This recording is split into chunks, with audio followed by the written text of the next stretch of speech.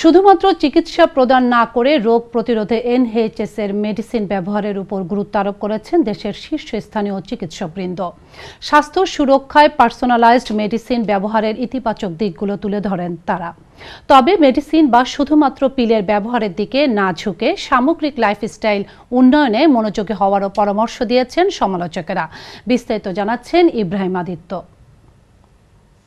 শুধু চিকিৎসায় নয়, রোগ প্রতিরোধেও পার্সোনালাইজড মেডিসিন আশীর্বাদ বয়ে আনতে পারে পুরো চিকিৎসা ব্যবস্থাপনায়, অভিমত ব্রিটিশ একাডেমি অফ মেডিকেল সায়েন্সের।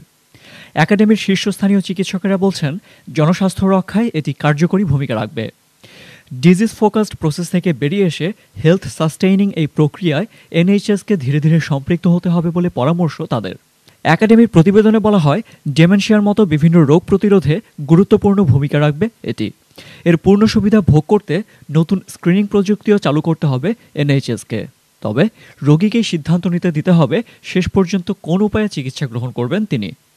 I think it's unarguable that prevention is better than cure.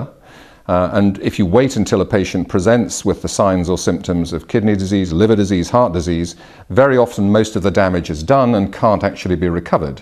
So if it were possible to take steps while still in health to prevent or delay the onset of disease, that seems to make very good sense. তবে medicine নির্ভর এই রোগ প্রতিরোধ ব্যবস্থার চেয়ে পেশেন্টদের সামগ্রিক লাইফস্টাইলে পরিবর্তন নিয়ে আসতে হবে বলে অভিমত সমালোচকদের।